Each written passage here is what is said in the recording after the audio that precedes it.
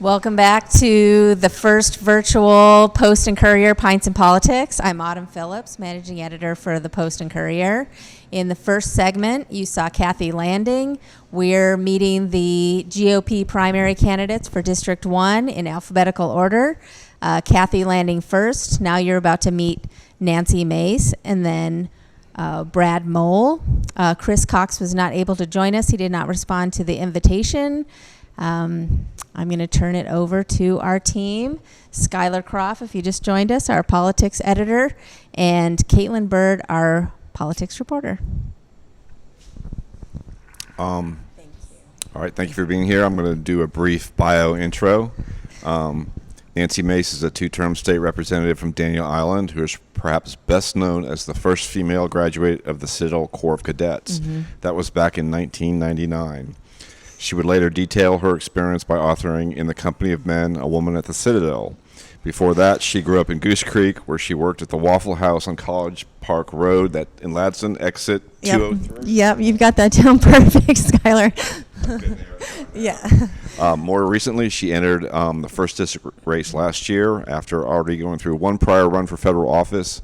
That was an unsuccessful bid in 2014 versus Lindsey Graham in the Republican primary. Her current office, which she is giving up, is the House District seat that covers portions of Mount Pleasant, Daniel Island, Cainhoy, Hanahan, and Goose Creek. She is 42, a mother of two, and works as a real estate agent and specializes in commercial property. And she, too, bills herself as a supporter of President Donald Trump. Thank you. That's perfect. I don't think I could do it better myself. Let's get back in time a little bit. When did you really decide the Citadel was for you? Did you get talked into it? And why did it have to be the Citadel as opposed to Annapolis or West Point or some other military tradition? Yeah. Well, a lot of people that don't know this about me, but 25 years ago, I actually dropped out of high school when I was 17. And if you've read any bit of my life story, you would understand that some of the setbacks that I had some trauma growing up and had a few setbacks and wasn't going to go to school anymore. And I dropped out. And through the grace of God, the principal of my high school was a graduate of the Citadel. And he gave me the opportunity to take college courses at Trident Technical College to help me finish up my high school diploma. I did that through a bit of homeschooling and then going to Trident Tech to finish it up, and ended up getting my high school diploma at the age of 17, a year early. And during this time of my life, I had to learn the value of hard work, because if I was dropped out of school, I had to have a job if I was going to live at home with my parents. And I was working at the Waffle House and several other places. And I knew at that point in time I was 17 and wasn't really sure what direction I was going to head. I had some work I had to do on myself to get better. And that was in 1995. And in 1996, a year later, the Citadel decided to let women in. And my father is a graduate of the Citadel. He's actually was in the Army for 28 years. He retired a one-star brigadier general. He's the most decorated living graduate of the college. And we had ties to the school. I actually have several siblings and nieces and nephews that are also graduates of West Point, but I didn't have that opportunity because I didn't have the grades. Being a high school dropout, you don't get to go to some of the really great schools like the academies. Those opportunities aren't there for you. But I had an opportunity in 1996 to enroll and apply to the Citadel, and I made that decision on my own. And in fact, when I applied to the college, I remember like on a Wednesday night in the middle of the summer of 1996, Jimmy Jones, the chairman of the Board of Visitors of the school, or the Board of Trustees, was on the television news that night, the evening news, and said that the school was going to allow women in. It was on a Wednesday night. And then on Thursday, I drove down, because I was in Goose Creek, lived in Goose Creek at the time, and I drove down to the college campus and picked up my application. And in those days, it was a sheet of paper, and I filled it out on my own, and I went back down to campus on Friday, and I turned it in.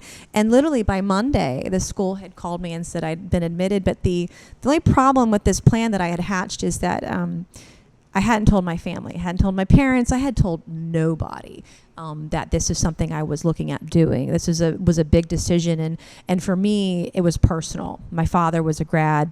At that time in my life, I felt like an enormous failure having dropped out of school, having quit on myself and quit on life. And I looked at the Citadel as an opportunity for me to do better, to make my family proud, to make me proud of myself. But I wanted to go to a place where I could be challenged, where I would face enormous adversity day after day, and I would not give up, that I wouldn't quit. And so for me, it was personal, that I had something I needed to do for myself to prove that I too could be successful, because I really believe that life is a series of second chances, and I really needed one at that time in my life, and it had afforded me that opportunity and proved a lot. And I wear the ring today, and the friendships that I have, the connections, the business, the networking, everything I've done, whether it's in business or political or personal, the relationships and friendships I forged while I was there was lifelong. I would not be where I am today if I had not had that experience. I don't know where I would be. Maybe managing a Waffle House somewhere. But it just was a great opportunity, and I love the Low Country. I mean, I grew up here, and my family's here. I'm raising my children here. My parents retired here, and it was just an enormous opportunity to change my life for the better and go in the right direction. Something else that you have done is you've received the endorsement of Minority Whip Steve Scalise and also House Minority Leader Kevin McCarthy, arguably two of the biggest and most powerful congressional Republicans in Washington. Right. Can you tell us how the heck that happened? How did you secure those endorsements? Obviously, McCarthy has waded into primaries before, but he doesn't do it all the time. It's rare. No, that's right. If we look back to 2 years ago and dissect why Republicans lost this seat to a Democrat for the first time in 42 years, we can all and should acknowledge how divisive that election was. And we were really divided as a party. I've worked really hard to bring people together as a state lawmaker. I've been in office now for 3 years. And while I have one of the most fiscally conservative records in the General Assembly, I work in a very much nonpartisan way. The legislation that I work on is nonpartisan. In fact, the governor just signed one of my bills into law last week that was a unanimous vote in the House, an entirely green board. And I think that when you look at this race and look at the folks that are running, I'm the kind of person that's trying to unite the party, because the only way that we can win this seat back is we have to convince thousands of Republicans who voted for a Democrat, possibly for the first time in their life, that we have the policy and the ideology that works for you, that works for the Low Country, that we're a better fit. And it takes a certain type of candidate that can bring together fiscal conservatives, that can bring together people in the conservation community, that can bring independents together, but also leadership, traditional Republicans, military veterans, every corner of the Republican Party, Democrats, and even a few Democrats and independents as well. So I'm the kind of person that wants to bring people together, and I've worked really hard on uniting the party, and that's why you're seeing leadership come in. This is not going to be an easy race. The incumbent, as of April 1st, sits on $2.6 million. And as a candidate in a primary, I've raised, by April 1st, was about $1.2 million. I think we're above 1.3 or close to 1.4 million today. I've raised more in a primary than our nominee did in 2018 in the primary and general election combined. And so I think that value of hard work, that I just work so hard to bring folks together, to show that I have the campaign, that I have the fundraising apparatus to be able to do this. And this is one of the top targets for Republicans nationally across the country that folks are looking at. It's an important race.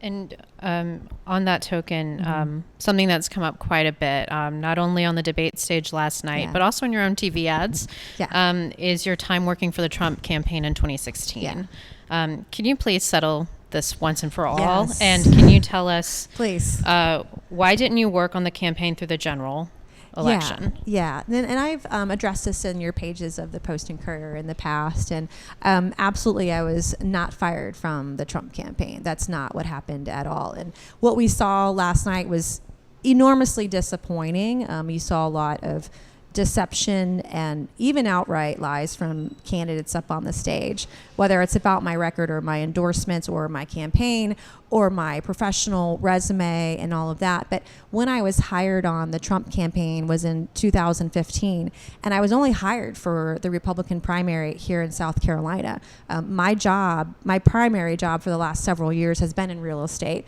primarily commercial real estate. And that's how I earn my living. That's how I pay my mortgage, how I pay my bills.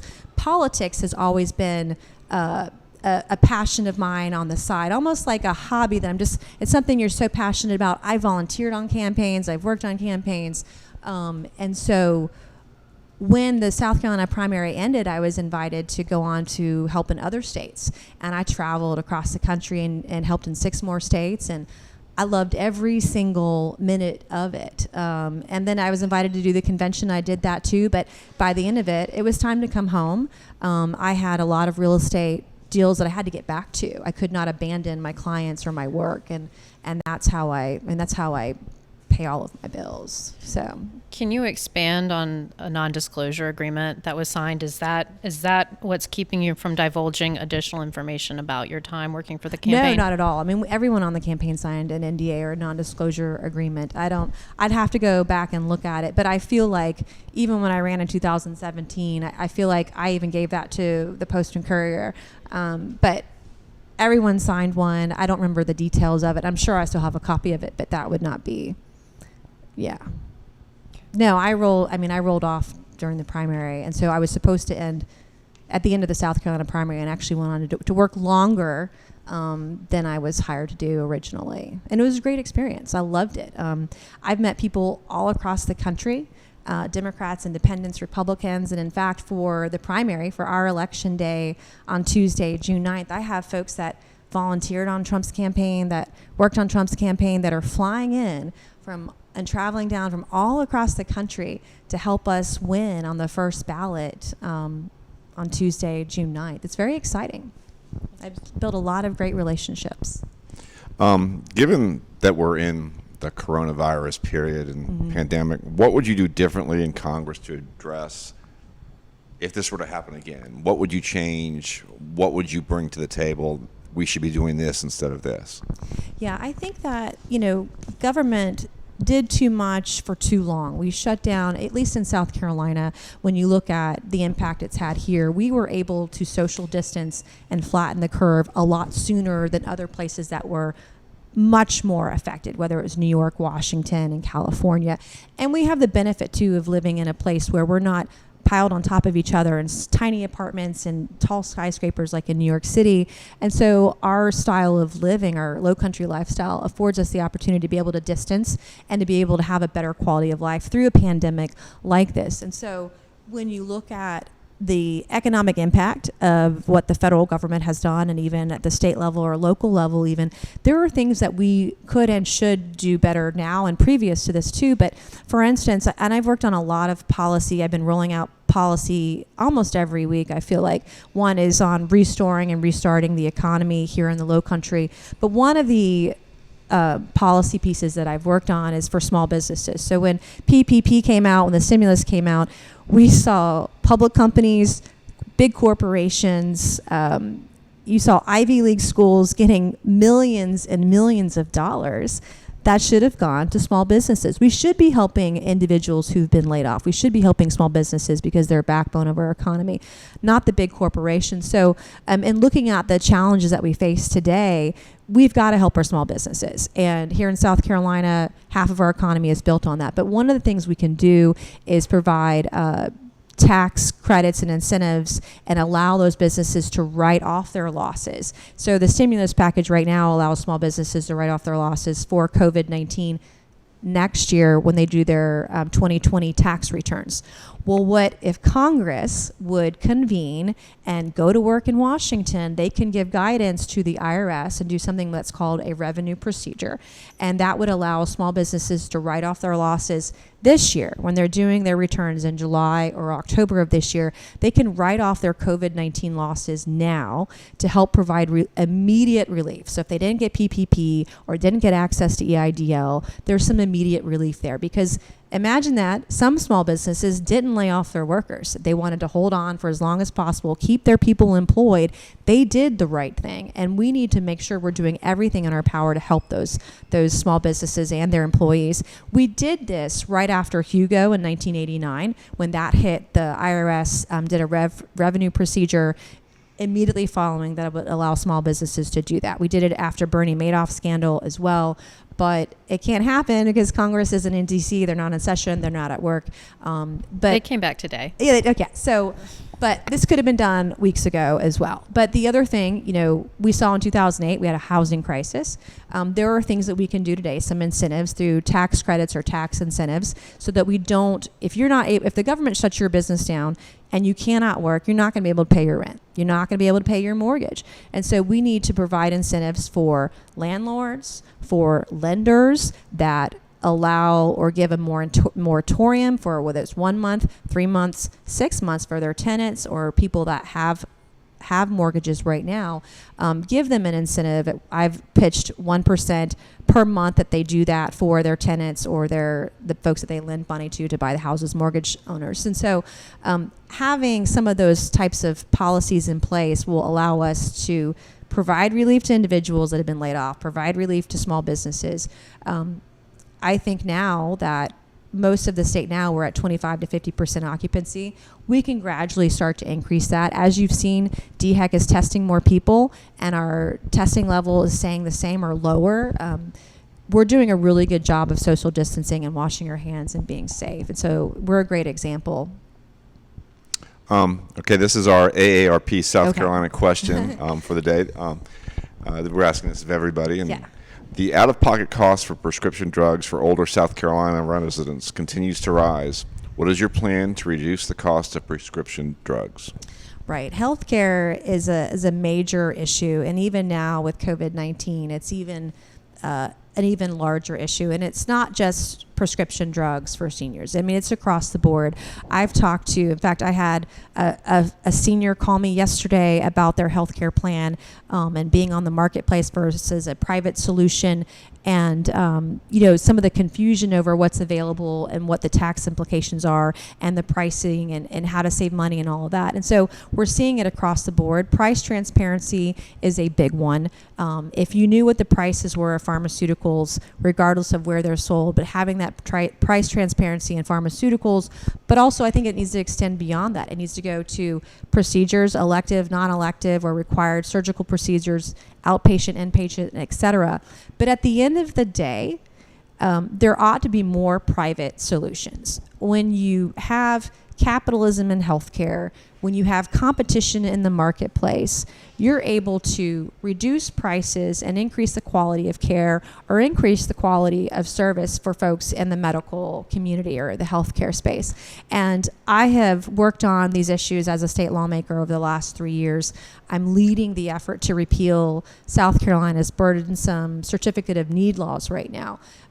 What COVID-19 has showed us is that when there are heavy regulations, take our certificate of need laws right now, but under South Carolina's laws right now, our hospitals are limited on the number of acute beds they're allowed to have. And if you have a lot of sick people and not enough beds, well, that's stupid to have a law that prevents you from adding on to it. The same thing goes for nursing homes. Under South Carolina's certificate of need laws, you have a limited number of nursing home beds you're allowed to have. And in a crisis like this, what kind of sense does that make? And so looking at our regulatory policy on pharmaceuticals, the cost, so 85% of our active ingredients in pharmaceuticals are made in China right now.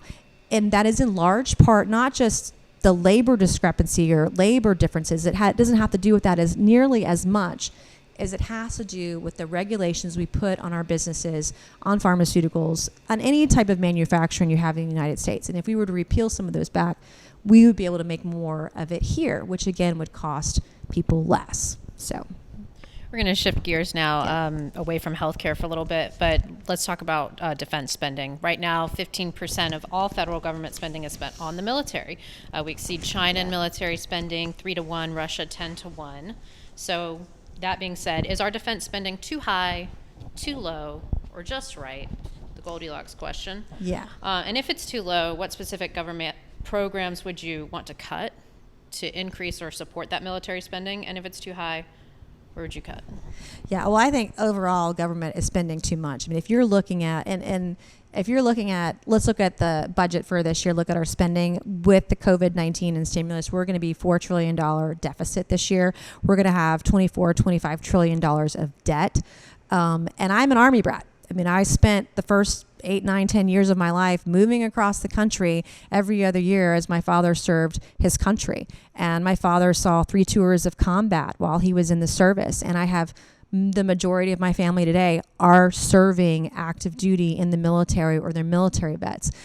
We are all over the world right now. We are fighting wars that we can end and come home. And I think that if you looked at our overseas spending, if you looked at how much money we're putting into countries who hate us, who want to kill us, who promote and promulgate terrorism, and if you look at our defense spending overseas, if we were to bring that home, our defense would be stronger and we wouldn't need to take from other places.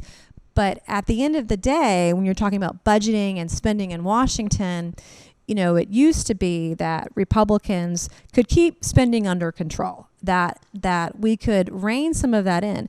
But today, when you look at how Democrats and Republicans budget, Republicans want endless, unlimited spending on defense, and then Democrats on the other side want endless, unlimited spending on entitlements. And so what we have is more spending than we've ever had in our nation, more deficit, more debt. And so we really have to have people that are willing to come in and take a look at what just makes sense. And so I'm a real big fan of what's called the penny plan to do that.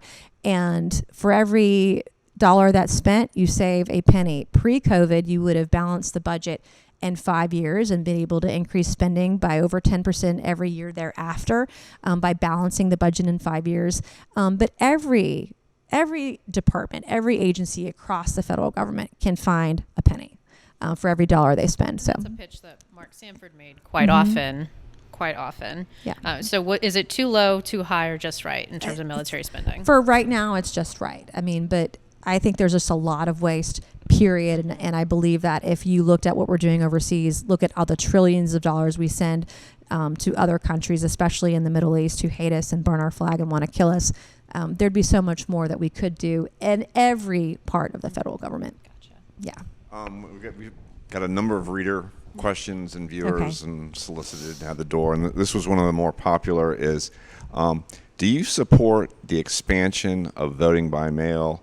I know we're in emergency conditions now, but the restrictions that were on there have been lifted for this election. So do you support that going forward in November and beyond in terms that it would just drastically get more people participating in the process? Yeah. First of all, no one would ever want to take their right to vote away. No one should feel scared to go to the voting booth and that they're going to get sick and die. I mean, that's something that should never be. Your right to vote as a citizen of this country is imminent and is paramount. And so when you look at this issue, first of all, we're not voting by mail. It's absentee, and there's a process where you apply for your ballot online or in person. We also have in-person absentee voting right now. At the very start of COVID, I supported lifting some of those caps on who could vote absentee. Right now in the state of South Carolina, or previous to COVID, it was only 65 and older. And I was advocating for people who are 60 and over and who have underlying health conditions, for our most vulnerable populations. And today, for this election, we are allowing absentee voting for every citizen, every resident in South Carolina. And I supported that when we voted on it in the General Assembly a few weeks ago. And even still, I think that a large majority are going to still be voting in person.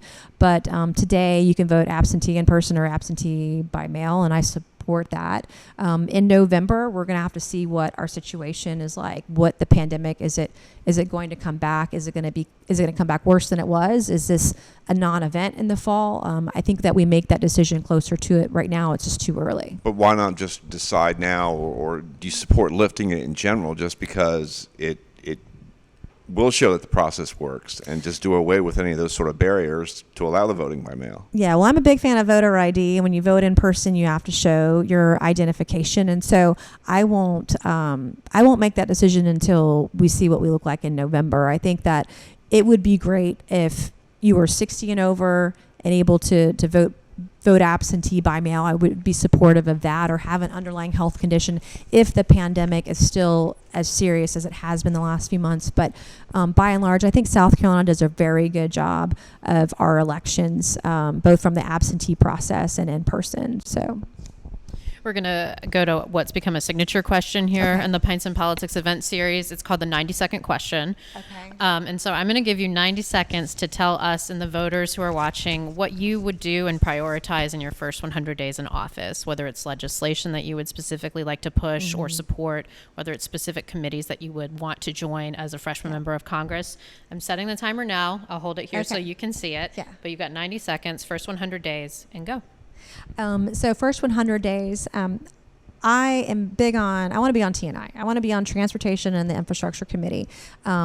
Everyone knows what kind of infrastructure issues that we have all across the Low Country. If I had the opportunity to sit on that committee, that would be very meaningful for the Low Country. I also want to look at how I can work with my colleagues. What you see today is just very divisive. It's very partisan. And while I'm in the state legislature right now, DC is completely different. The rules are different. But healthcare policy is one of those issues that I would love to work on.